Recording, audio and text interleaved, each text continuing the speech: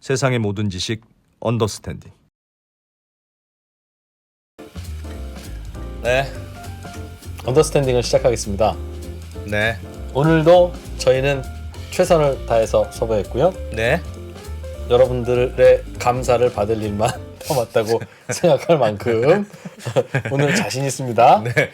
오늘은 진짜 이유는 인도 이야기니까. 네. 네.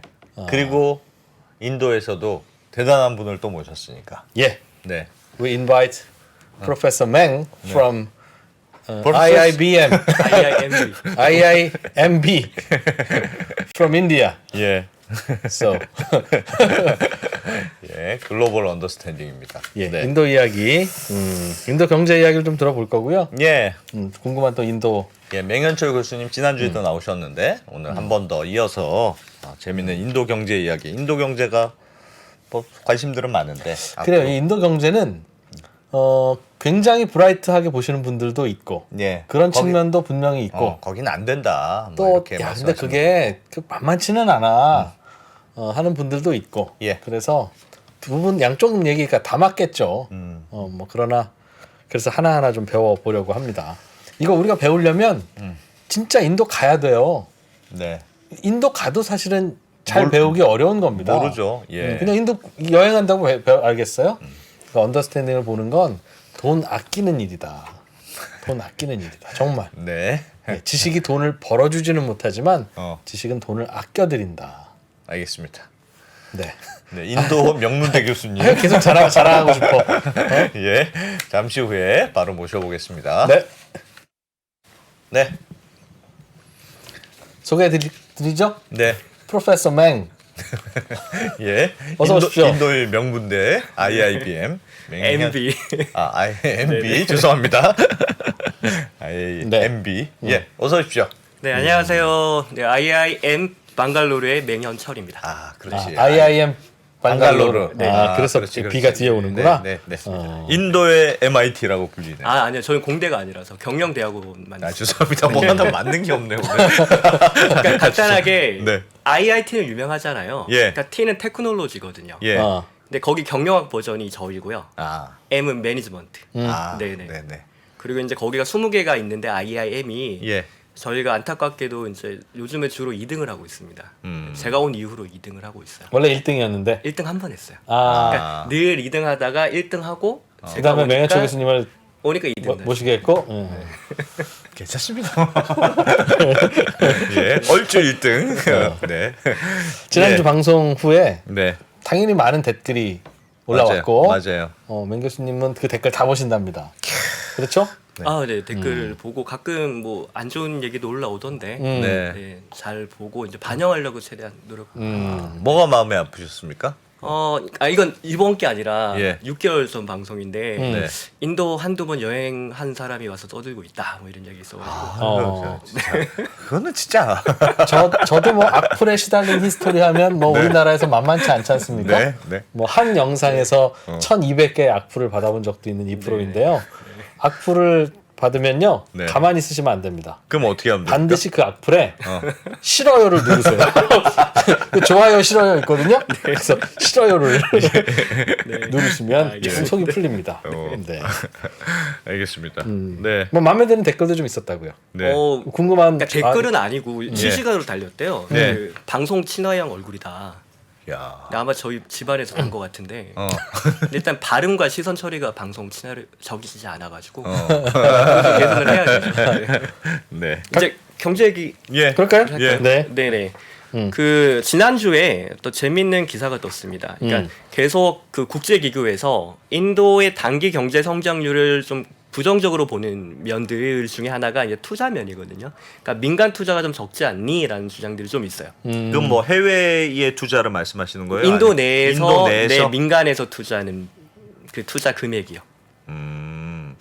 적습니까 좀? 그것도 잘 모르겠네요. 그게 이제 이게 지난주 더 힌두라는 잡지에서 나온 건데 예. 이게 4Q라고 하면 올해 1, 2, 3월이거든요. 네. 그게 이제 14.6 레크로가 이제 신규 투자가 생겼다. 음흠. 레크로 하면 조라고 보시면 돼요. 예. 그러니까 얘네들 네. 숫자 시스템 좀 특이해가지고 그래서 14.6조가 이렇게 늘었다는 건데 올타임 하이니까 사상 최대네요. 네, 그 중에 10.5가 민간이고요. 음. 그 나머지 한 4 가까운 게 이제 정부 투자였어요. 그럼 뭐 많은 건데요? 많죠. 어. 그러니까 역대 최고고 그 중에 비율이 이제 이전보다 제조업 투자 비율이 많이 늘었어요. 예. 확실한 건 이제 인도 정부가 제조업 육성 틀을 가지고 계속 정책들을 추진해 나가고 있고 이제 민간에서도 걸음을 맞춰가지고 나가고는 있는 거죠. 알겠습니다. 투자는 일어나고 있다라는 면에서 예. 이제 인도 경제가 단기적으로는 그래도 뭐 5%대 이상 많게는 6% 정도의 경제 성장률을 달성할 수 있을 거라고 보고 있습니다. 예. 단기적으로는 그래요. 네. 투자를 한다는 게 예를 들면 어떤 것들이 저렇게 통계로 잡히는 걸까요? 인프라 투자도 있고요, 부동산 그 프로젝트 파이낸스 뭐 이런 것도 있고요. 네. 민간에서 빌딩 올리거나 집 짓거나 네네. 하는 그런 네, 투자. 그런 하여튼 것도 인도 있고. 내부에서 뭐가 막 이렇게 지어지고 네네. 건물도 들어서고 하고 있다. 그래서 공장도 만들고 있고. 그럼 네네. 좋은 건데요? 그렇죠. 그러니까 경제가 커지죠. 그러면 네네. 이제 그 건설공사 인부들도 늘어나고. 그렇죠.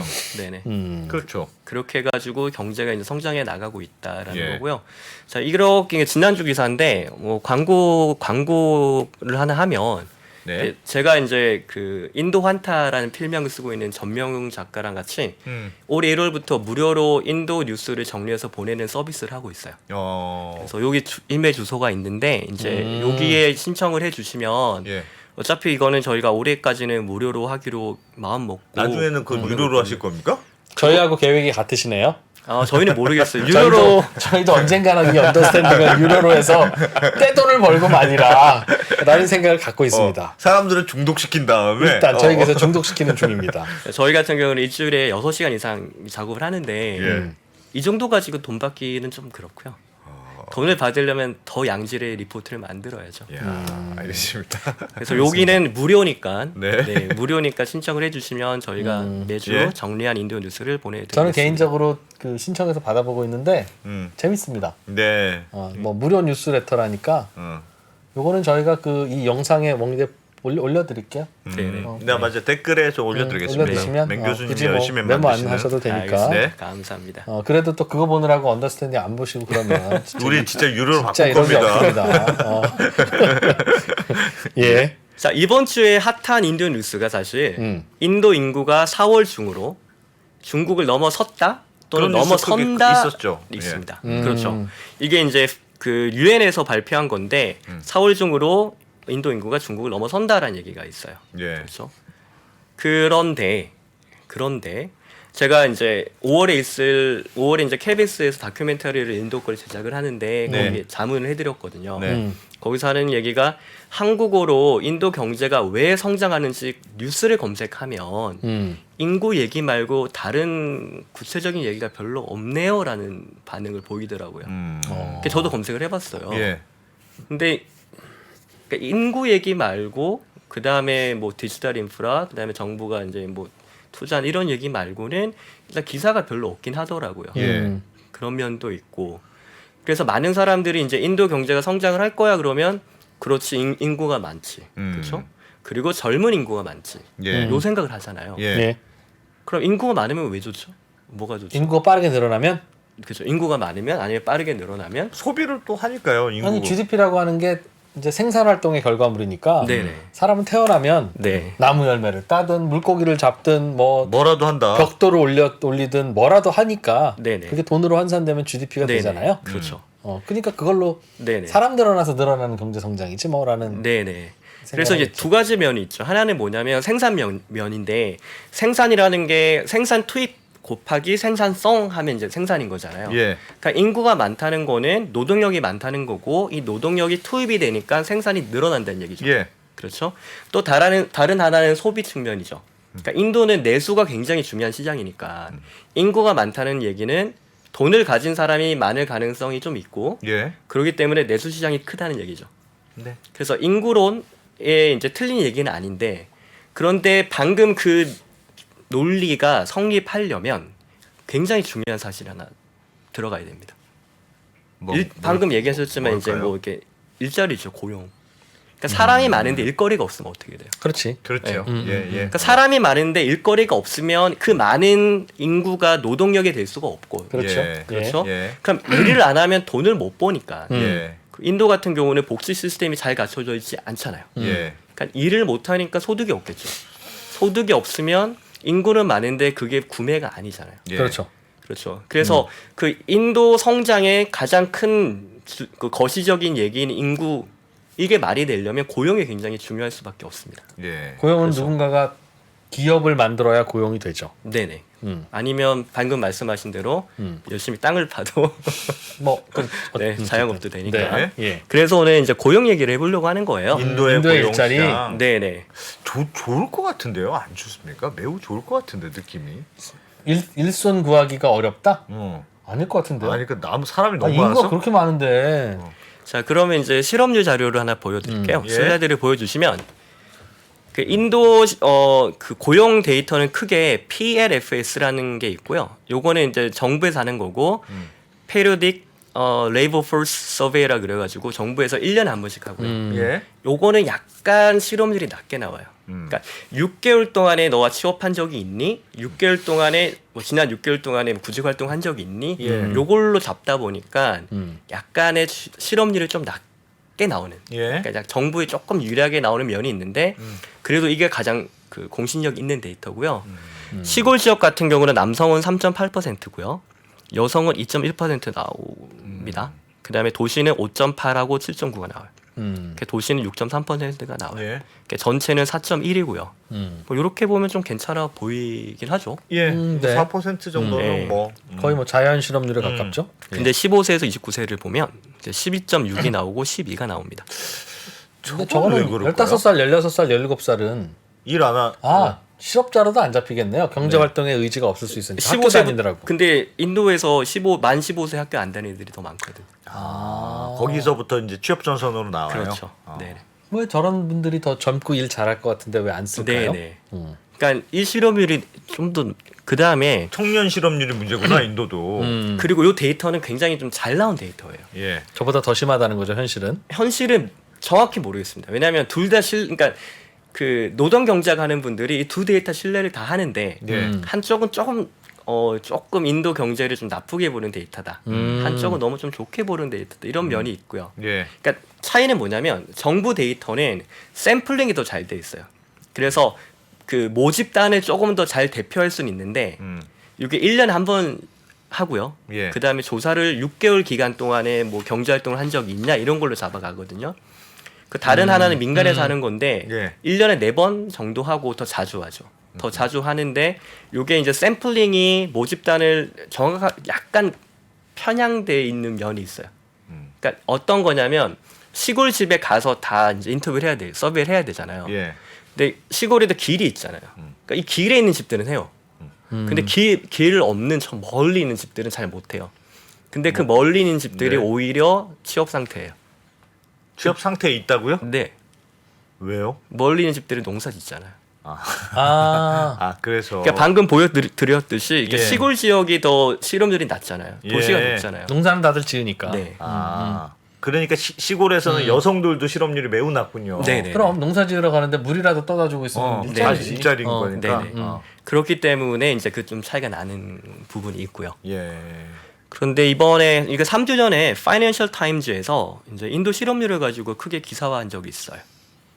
그래서 인디아 나렌드라 모디의 문제점, 이 정부의 문제점은 경제는 성장하는데 일자리를 못 만들고 있습니다라고 네. 얘기를 하면서 그렇군요. 이 데이터가 아까 말씀드린 민간에서 1년에 3번 조사하는 그 데이터거든요. 일자리가 안 만들어지면서 어떻게 경제 성장을 그러니까요. 많이 할 수 있을까? 그게 이제 좀 기계로 하나? 설명드릴게요. 기계는 아니고요. IT. 네. IT. 네. 제가 아이패드를 가지고 온다고 갖고 왔는데 컴퓨터를 가지고 와서 계속 이렇게 다운이 되네요. 예. 자, 보시면 이 데이터는 연령을 더 세분화했어요. 방금 정부 데이터는 15에서 29 그리고 전체 두 그룹만 나오잖아요. 네. 요 데이터는 더 세분화 시켜놨어요. 그래서 내셔널 에버리지가 이게 12월에 한 7% 나오거든요. 근데 15에서 19 같은 경우 50% 넘고요. 이야, 50%가 넘는다고요? 네, 20에서 24 같은 경우가 40%가 넘어요. 실업률이? 네. 아니 어떻게 저럴 수가 있지? 그러니까 저거는 우리 같으면 학생인데 예. 학생이라 저는 일자리 없어요. 그럼 경제활동 실업률은 그럼 안 이제 잡히죠. 분자에도 빠지죠. 그렇죠. 예, 저도 분모에서도 분모에서도 빠지잖아. 빠지죠. 예. 네, 분모에 빠지죠. 분모에서. 경제활동 인구 자체가 아니니까. 아니니까. 네네. 그러니까 저 인구 중에서도 열심히 일하고 싶고 나 일자리 갖고 싶다고 손드는 사람들 중에서 네네. 반이 일자리를 못 찾는다는 뜻인데 그렇죠. 10대 저렇게 경제가 성장하고 있는데 투자도 사상체되고. 네네. 그리고 그들이 값도 싸고 일도 잘할 텐데 네. 그리고 이쪽 인구도 많잖아요. 예. 애들도 순수하고 어, 어떤 일을 시키는데 배달이다. 29살짜리 시키겠어요? 19살짜리 시키겠어요?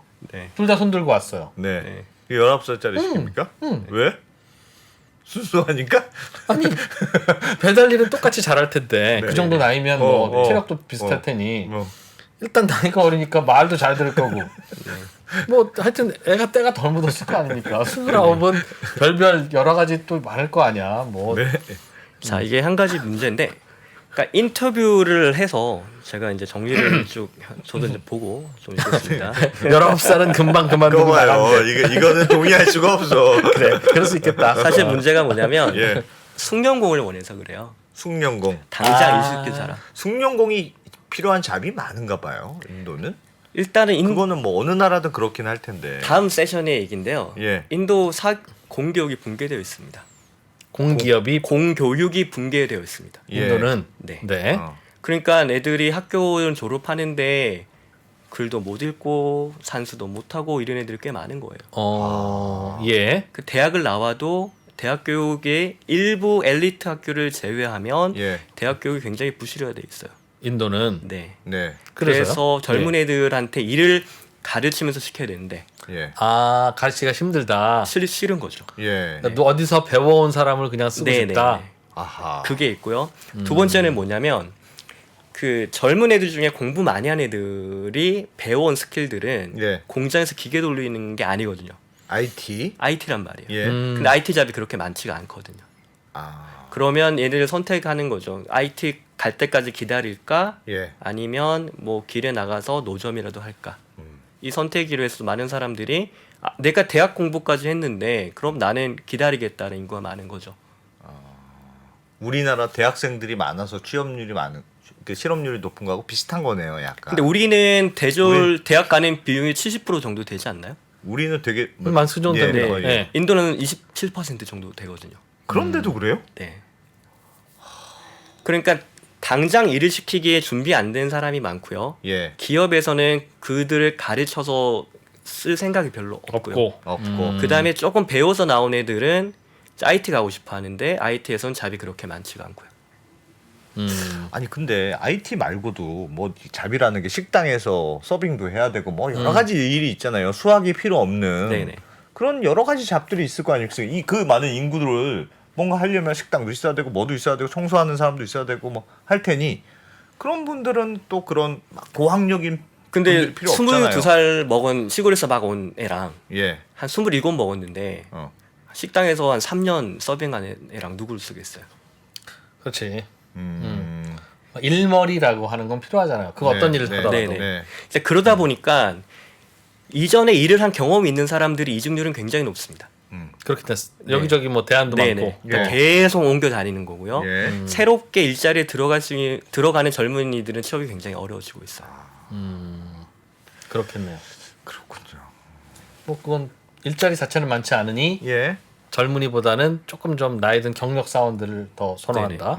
그리고 이제 교육 수준에 따른 실험들도 한번 볼게요. 예. 이제 이거는 정부 데이터 같은 경우는 문맹, 그다음에 글을 읽을 수 있는 사람부터 5학년까지 마친 사람, 5학년에서 8학년 이상으로 나눴단 말이에요. 화면 좀 보여주시면. 네, 화면을 예. 보여주시면 보시면 점점 실업률이 올라가죠. 교육을 많이 받을수록. 아. 고학력 실업자가 많다는 뜻이구나 이거는. 근데 고학년이라고 하기에 8학년 이상을 고학년이라고 하기에 8학년이면 중학교 우리로 치면 중학교 네네. 2학년입니까? 네네. 근데 왜 저기 가면 더 높죠? 그러니까 하는 일이 달라지는 문맹이 더 나. 문맹은 그냥 농사를 짓고. 네네. 그것도 있고요. 문맹들은 노동 참여율도 떨어집니다. 아예 나 그렇겠죠. 일자리 그렇겠죠. 구하고 싶어요도 없다는 거죠. 네, 예. 별로 없기도 하고 아무 일이나 하니까 예. 정말 힘든 일들을 하면서 적은 돈을 벌고 살아가는 거죠. 그러나 8학년 이상은 눈높이가 어느 정도 있는데 어느 정도 있기도 하고 취업이 안 되는 거죠. 아니 그러면 문맹인 인구가 많습니까? 그러니까 공교육이 그러니까 우리는 왜 의무 교육이 언제까지 네네. 있잖아요. 네네. 근데 그런 게 없어요? 의무 교육이 있죠, 인도도. 네. 그 학교도 많이 다녀요. 나중에 이제 슬라이드 데이터로 보여드릴 텐데. 예. 네. 네네. 근데 문제가 있습니다. 나중에 들어보죠. 네. 궁금한데. 그다음에 요거는 이제 아까 그 CMI가 이제 민간 기업에서 1년에 4번 한다는 거잖아요. 예. 요거는 조금 더 자세하게 있어요. 그러니까 무교육, 초등, 중등 중에서 마지막 2학년 빼고 그다음에 중등 마지막 그다음에 대졸 이상이거든요. 예. 실업률을 보시면 무교육 2%, 초등이 1, 뭐 중등이 1, 뭐 2. 근데 11, 12학년 맞추는 경우가 이제 10% 넘어가죠. 그다음에 예. 대졸 이상이 17.73%가 나옵니다. 대졸 이상의 실업률이 꽤 높군요, 정말. 네네. 말씀하신 네네. 눈높이와의 미스매치 때문에. 그것도 그러니까 있고요. 노동 참여율이 높고 네. 그러니까 실업률 높은 거구나. 예. 근데 이제 그 교육을 작게 받은 사람들이 무조건 유리한 건 아닌 게 예. 요게 이제 시계열 데이터인데 좀 작아서 안 보일 거예요. 예. 여기 녹색이 오버그레이드예요. 요거는 대졸 이상. 대졸 네. 이상이 굉장히 높게 나오죠. 실업률이 높게 전반적으로 높게 나오고. 근데 그러나 여기- 가끔씩은 주황색이 높게 나오는 때도 있네요. 네, 이게 이제 뭐냐면 그 코로나 코로나 이제 제일 세게 왔을 때 예. 그리고 두 번째로 세게 왔을 때요. 어허. 그때는 뭐 저학력자도 점원이나 혹은 예. 뭐 서빙이나 이런 그렇지. 거가 거기가 구조 조정이 그렇죠. 됐을 예. 테니까. 네, 일용직 있는 분들이 이제 그 당시에 잡을 많이 잃은 거죠. 예. 그러니까 보면 이제 교육을 못 받은 분들은 이제 정말 힘든 일, 돈 적게 받는 일들을 하면서 버티다가 그 경제가 외부 충격이 와버리면 실업률이 확 늘어나 버리는 일이 벌어지죠. 그러면 미스매치가 있는 겁니까? 그런 것도 인도도? 충분히 있죠. 어. 그리고 미스매치가 있는 이유 중 하나는 저는 이제 카스트가 영향이 크다고 생각해요. 네, 그러니까 특정 계층이 특정 일을 해야 되는 게 있잖아요. 예. 네. 그러니까 이 많은 인구가 이 많은 직업에서 서로 매칭하는 게 아니라 예. 이 인간들도 이렇게 그룹이 나눠져 있고 음. 직업도 이제 돈에 따라서 이제 그룹이 나눠져 나눠져 있겠죠. 있겠죠. 그래서 이제 그 파티션들 안에서의 매칭이 일어나다 보니까 좀 매칭이 그렇지. 비효율적인 것 같아요. 한쪽에선 일자리 없고 한쪽에선 일손 네네. 없고. 네네. 그러나 계급 안 맞으면 못 하고. 네네. 그런 면들이 있는 것 같아요. 야. 그리고 이제 뭐 성별 문제가 또 있는데 예. 이거 보시면 여성 같은 경우에 실업률이 이거 그러니까 도시 전체, 예. 도시 남자, 도시 여자, 그다음에 이거 시골 남자, 이거 시골 여자 이렇게 나눠 놨거든요. 예. 네. 실업률에 보면 노동 참여율이 여기 보시면 도시 여자가 7.13%가 나옵니다. 아, 도시 와. 여자는 일 자체를 일- 잘 안 하시는군요. 그러니까 요거는 말씀드렸듯이 민간 데이터로 조금 안 좋게 나온 거고요. 정부 데이터로 가면 23%까지 나오기는 해요. 네.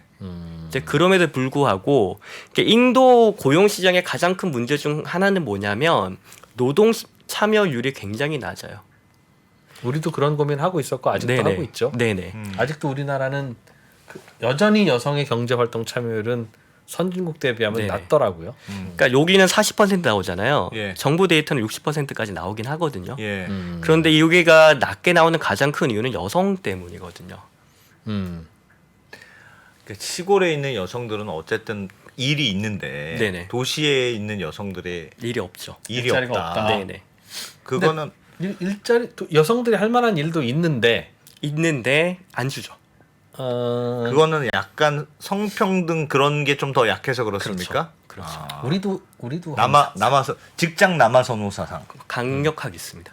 강력하게 네, 있습니까? 강력하게. 있습니다. 우리도 사실은 뭐 우리도 완전 그랬어요. 우리도 한 자유롭지 30년 전만 해도요. 네네. 네. 여사원을 좀 뽑자. 예. 뭐 너무 없는 거 아니냐. 네. 뭐 그런 때 있었어요. 네네. 대졸 공채 사원으로 남녀의 차별을 두지 않는다 했을 때 깜짝 놀라고서도 그랬어요. 옛날에 저 들은 사례가 은행원인데 아니 1세대 여성 은행원 음. 출신인데 자기 입사할 때는 결혼하지 않겠으면 서약서를 썼다는 거야. 네, 네, 여성 네. 결혼하면 사퇴, 결혼하면 퇴사. 퇴사하겠습니다. 그 네. 서약서를 쓰고 은행에 입행했다는 거예요. 야, 그게 뭐 이게 이제 성역할 분담이 너무 뚜렷하게 있다 보니까 예. 결혼하면 육아도 하고 뭐 시부모도 모시고 회사 일을 어떻게 하나? 네. 이런 생각을 한 거죠. 그리고 지금 보면 대학 진학률이 남성이랑 여성이랑 거의 같아요. 현재는. 예. 인도가. 네. 아, 교육은 비슷하게 받는데 네. 취업이 여성이 안 된다. 그러기도 하고 아예 취업 시장에 나가지도 않죠. 뭐 안 되니까 안 나가겠죠. 네. 그리고 지난주에도 간단히 말씀드렸는데 대학원에 가면 석사 과정에 여자들이 훨씬 더 많습니다. 아, 취업이 안 되니까. 야, 근데 그거 진짜 비효율이다. 그런데도- 고학력인데 네. 취업 자리는 없고. 우리도 네. 그렇잖아요. 우리도 지금 그렇습니다. 우리도 젊은이들이 다 취업 잘 못하잖아요. 이제 그래서 이제 인도에서 노동 경제학을 연구하는 분들이 많이 하는 주제들이 예. 여성에 관한 연구예요. 어떻게 사회로 일자리로 나오게 할 그래서 것이냐. 이제 여성들이 일자리를 안 나가는 원인들이 뭔지 규명하고 뭐 이런 연구들을 많이 하고요. 또 한쪽에서는 카스트 연구도 많이 합니다. 여성이 안 나오는 이유는 교수님은 어떻게 생각하세요? 지금 이제 가사 분담이 남녀가 뚜렷해요. 네. 그러니까 여자들 같은 경우는 이제 계속 가사. 가사를 해. 너 대학까지 나왔지만 여자는 가사 해야지. 약간 이런 분위기가 강력하게 남아 있고요. 그럼에도 불구하고 대학까지는 나와야 돼 공부시켜 줄게는 왜 해요? 저도 그게 궁금해요. 아무래도 이제 자녀 숫자도 적고 예. 이제 부모 입장에서는 투자는 하고 싶은데. 네네. 곧 늘어나겠네요. 그럼 예, 그런 날이 기업 와야 입장에서는 되고요. 똑똑한 여성들 많은 게 눈에 보이고. 네네. 엄청 똑똑한데요. 그렇지. 여성들이. 네. 시험은 못 이깁니다, 절대. 그러니 그리고- 당연히 뽑기 시작하겠네요. 이거는 저희 개인적인 경험으로 말씀을 드리는 건데 예. 인도인들을 고용을 할 거면 저는 여자를 더 선호해요. 그러니까 같은 값이면 네. 차별을 뚫고 나온 쓸 가능성이 더 크잖아요. 그렇지. 네네. 아, 그러니까 이건 되게 경쟁력이 있는 네네. 인재구나. 네네. 음, 그래서 저 같은 경우는 여성을 좀 더 이게 더 선호하긴 하는데 저희 뭐 조교 뽑을 때나 그럴 때. 예. 해보면 역시 여성을 뽑길 잘했어 할 만큼 결과가 네네. 좋습니까? 지금까지는 한 명 빼고 일을 다 잘했고요. 네. 한 명은 일을 못했는데 책임감이 굉장히 강했어요. 네, 어떻게든지 해내려고 했고. 알겠습니다. 네. 저희 회사에도 일을 못하고서 책임감이 강한 분이 한 분 있는데 힘듭니다. 자, 그다음에 또 인도 고용의 또 문제가 뭐냐면 예. 고용의 형태에서 나오는데요. 슬라이드를 보여주시면 이렇게 자영업이 이제 그 데이터에 자기 자영업이랑 헬퍼라고 이렇게 나눠놓긴 했더라고요. 근데 그냥 무시하고 자영업 전체가 남자가 53, 여자가 62%가 됩니다. 그다음에 월급 노동자들이 23%, 16.5%가 나오고요. 진짜 요새 확실히 낮구나 저거는. 일용직이 23.2%, 21.4%가 돼요. 그러면 이제 대부분 이제 자영업인데 이 자영업이라는 게 이제 시골에서 농사 짓는 것도 자영업이고요. 예. 또 길에서 이제 노점하는 것도 자영업이죠. 음. 네. 자영업이 대부분이군요. 네. 반 이상이 자영업. 그리고 이제 이분들이 조금 취약하고요. 그다음에 일용직 같은 경우가 이제 뭐 20% 넘는데 이분들도 고용 뭐 상태라든지 임금이라든지 이런 면에 굉장히 취약합니다. 그나마 이제 월급 노동자가 좀 나은 편인데 그 월급 노동자마저도 요게 들여다보면 이게 월급 노동자들의 계약 형태예요. 예. 계약서 없음 62, 59. 계약서 없으면 뭡니까 저건? 일단은 뭐 세금 거주도 제일 안 좋은 분들이죠. 사대보험 안 되고 네, 네네. 그냥 내부터 나와. 네. 내부터 나오지 마. 네. 그리고 유급휴가 없음 50%, 44%, 사회보장 없음 52, 55 이렇게 나와요. 그래도 저거는 큰 비슷하네요 남녀가. 아 그런가요? 아 이거 남녀가 좀 비슷한 면이 네, 있죠. 남녀는. 네네. 어. 네네. 야, 그래서 근데 월급 받는 분들도 계약서도 없고 뭐 유급휴가도 휴가도 없고, 사회보장도 없고. 일반적으로 그렇습니까? 그러니까 그거는 그래서 여기 앞 슬라이드에 있는 예. 월급 노동자의 비율, 그다음에 뭐 계약서 없음, 1 빼기 뭐 100 빼기 이 숫자면 이제 계약서 있음이잖아요. 예. 곱해 보면 10% 정도 나와요. 그렇군요. 여성은 일단 취업이 되면 남성과의 차별은 별로는 없네요. 과연 그럴까요? 저기 보면 계약서 없는 비율도 비슷하고 비슷하고, 유급휴가 없는 비율도 그러니까. 비슷하고 그쵸? 사회보장 없는 비율도 네. 비슷하잖아요. 그렇지만 다음 보통 슬라이드가 있습니다. 아닙니까? 아 월급이 낮구나. 월급이 차이가 네, 많이 월급 나네. 노동자, 그러니까 월급 노동자 예. 고용되신 분의 그 월급 평균이 남자는 한 2만 루피 정도 돼요. 예. 여자는 15,000 조금 안 돼요. 저건 우리나라에서도 나타나는 네, 현상인데요. 저 정도 차이는 우리나라도 있는 저 것 왜 같습니다. 나타나냐면 예. 저건 비교하려면 똑같은 신입사원 남성 여성일 때 비교해야지. 네네네. 남성 노동자 전체 평균과 여성 노동자 전체 평균을 하면 맞습니다. 남성은 네. 50세, 60세도 노동자 많은데 여성들은 네네. 자발적으로 안 하던 맞습니다. 어떤 이유도 안 네네. 하니까 네네. 저게 고액 여성들을 연봉자가 상대적으로 그럴 수도 있고요. 적다. 네네. 그러니까 여성들을 똑같은데도 차별한다는 근거는 되게 어렵죠. 그렇죠. 예. 그러니까 실제로 이제 근데 한 단계 더 나가 보면 왜 그러면 고위직에 여자가 없지? 왜 오래 근무한 사람 중에 여자 비율이 적지? 이러면 또 약간 성차별의 문제로 나갈 여지는 있는 거죠. 예. 있죠. 네, 있죠. 거기에 관련해서 이제 뭐 연구도 많이 진행되고 하는데 네. 방금 이제 이 프로님께서 말씀하셨듯이 그냥 평균 내는 건 문제가 있을 수 있죠. 네. 음. 근데 이제 일용직 1급 같은 경우는 어떻게 봐야 될까요? 네. 요게 이제 일용직의 1급 1급입니다. 표 보여주세요. 일용직. 네. 표 좀. 표 예. 보여주시면 이제 남자는 402, 여자는 267 나옵니다. 저건 1급이라는 건 똑같은 시간을 일했다는 뜻일까요? 그렇죠. 하루에. 야, 저건 진짜 너무 많이 차이 나는데? 아니구나. 아닙니다. 두 배 정도구나. 그런데 남성들의 일용직은 힘을 많이 써야 하는 그렇죠. 그런 뭐 노동일이고 네, 맞습니다. 여성들의 일용직은 조금 쉬운 일이라면 그렇게도 또 다를 설명할 수도 여지가 있죠. 있죠. 있죠. 맞습니다. 예. 네, 그것도 맞습니다. 아무튼 이렇게 차이가 나고요. 밑에가 더 드라마틱하고. 자영업자 올 소득 평균이 이제 여기에 차이가 어마어마하게 나죠. 이 부분. 저건 왜 그럴까요? 근데 여성 같은 경우는 아까 헬퍼들 있었잖아요. 그러니까 예. 남의 집 가서 일해주고 이런 사람들도 자영업자로 통계를 잡히거든요. 아. 이제 그분들이 월급이 굉장히 낮아요. 음. 아무튼 인도인들 얼마나 버냐 그래서 다들 월급 노동자가 되고 싶은 이유는 그래도 뭐 월급이 2만 루피 많으니까. 2만 루피면 우리 돈으로 지금 32만 원 정도 하거든요. 예. 그 정도 하니까 그다음에 일용직 같은 경우는 하루에 버는 게 뭐 남자 같은 경우는 6천 원 조금 넘고요. 예. 여자 우리나라 한 같은 경우는 10분의 1 정도면 네네. 대충 되는군요. 근데 제가 지난 주에 저희 학교 이제 막 졸업하는 사람들이 연봉 5천만 원 네. 후반대 받는다 네. 그랬잖아요. 예. 대단합니다 진짜. 우리나라 치면 신입사원 연봉이 5억인 거잖아요. 네. 인도의 저 경제 상황과 소득 수준에 비춰보면 그렇죠. 이제 그게 이제 뭐 저는 이제 그 친구들 덕분에 학교 순위도 올라가고 좋긴 한데 야 거기서 야기되는 문제는 뭘까요? 문제가 뭐냐면 바로 소득 불균형이죠. 수입 불균형이고. 근데 질문 있습니다. 네네.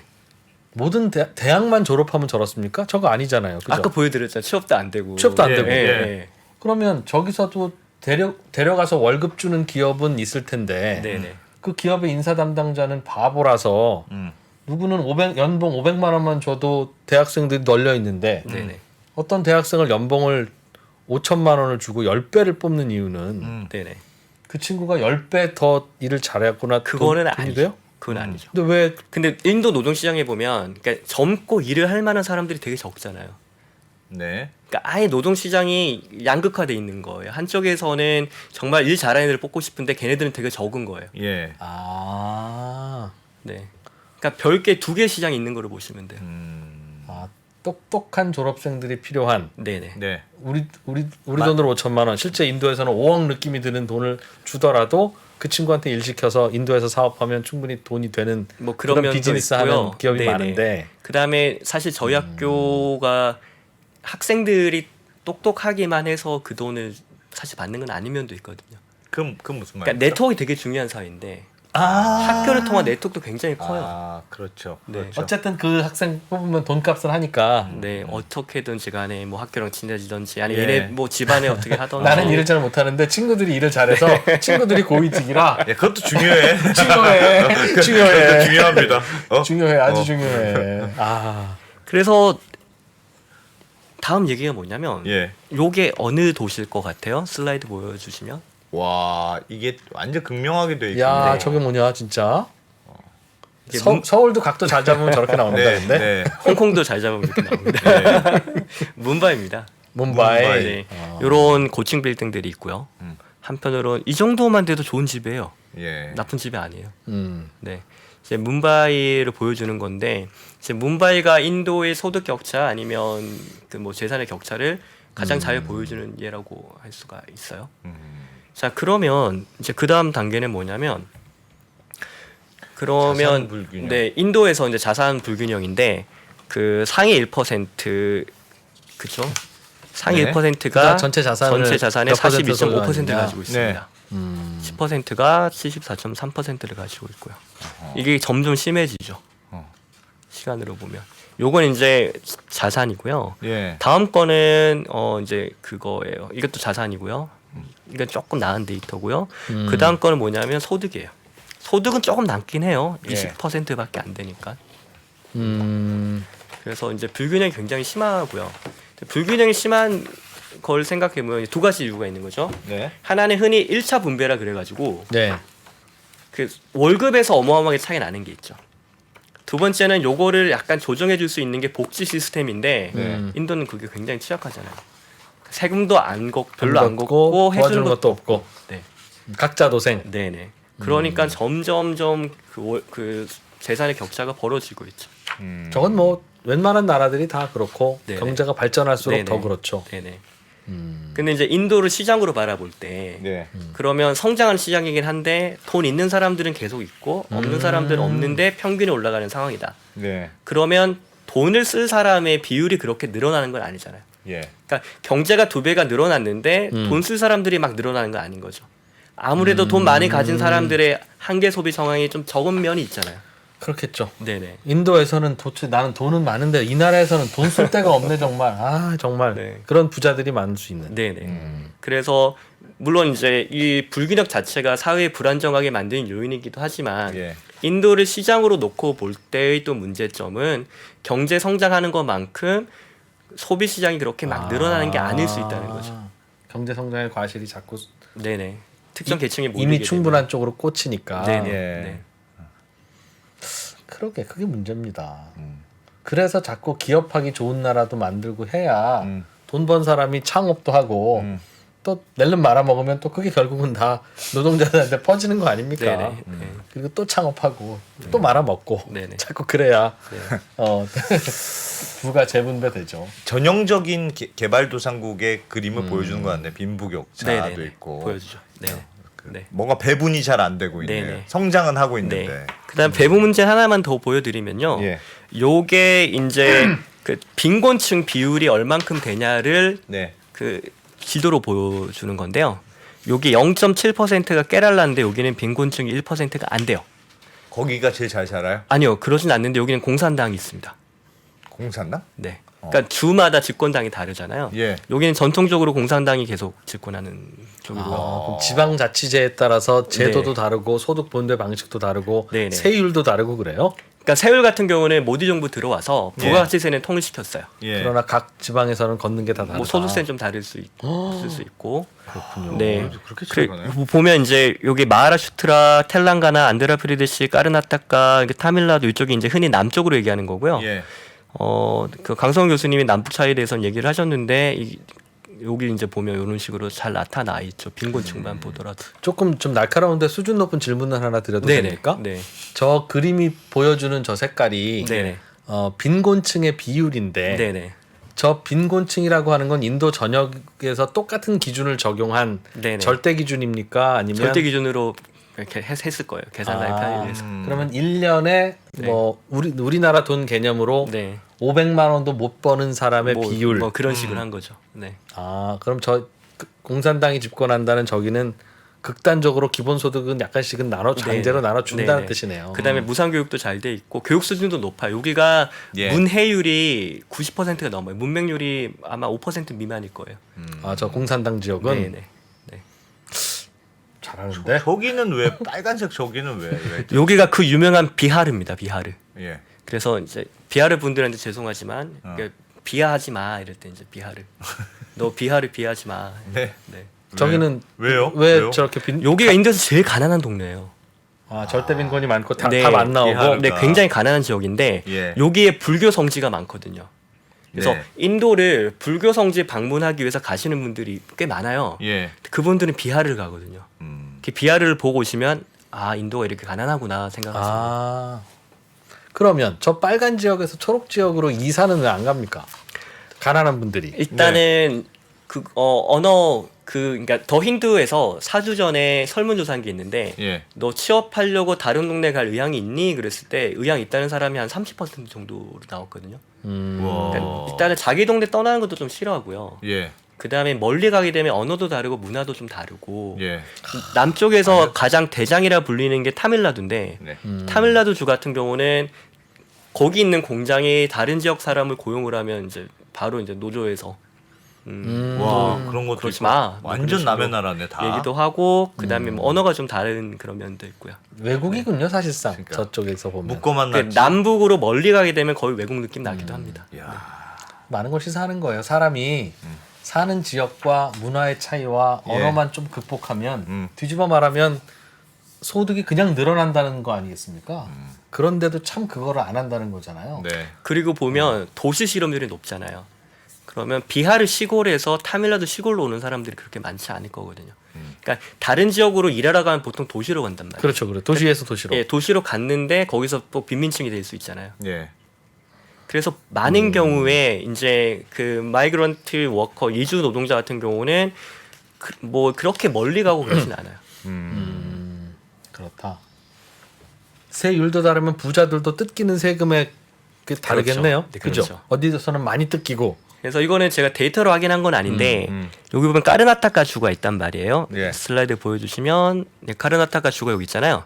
여기가 이제 벵갈루루가 있는 제가 있는 네. 곳인데 여기가 인도에서 기업하기 가장 좋은 주 중 하나입니다. 노동법도 최근에 바뀌어서 네. 기업하기 되게 좋게 만들어 놓고 옆에는 깨랄라 주는 기본적으로 교육을 많이 받은 주잖아요.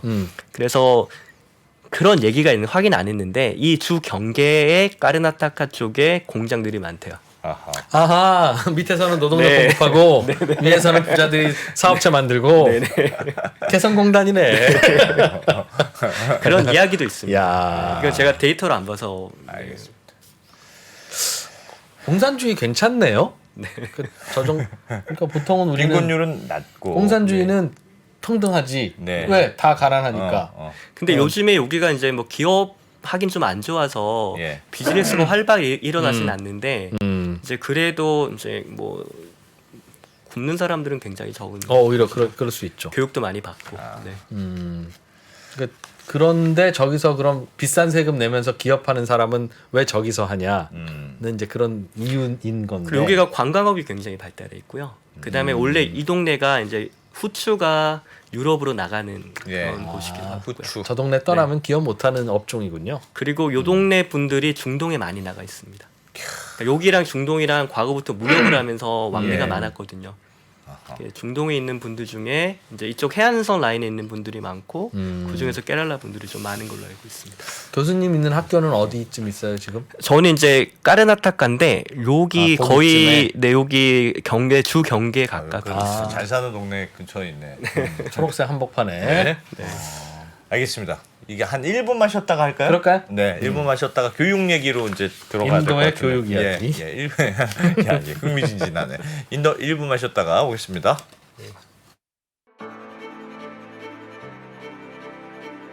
양안 전쟁이 발생한다면 미사일과 공군기는 이쪽에서 많이 돌아다닐지 몰라도 육상전은 한반도가 불바다가 될 가능성이 더 크다고 생각합니다.